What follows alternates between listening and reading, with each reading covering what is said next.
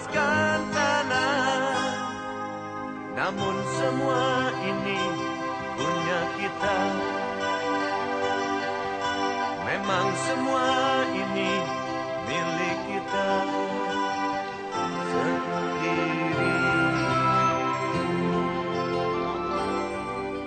Saya selaku Pembina Yayasan Pengaturan Pantiasuhan Syaratul Ummah Kota Gorontalo mengucapkan terima kasih banyak kepada keluarga besar Polda Gorontalo atas program Berkah Ramadan di Jumat Ramadan siang ini.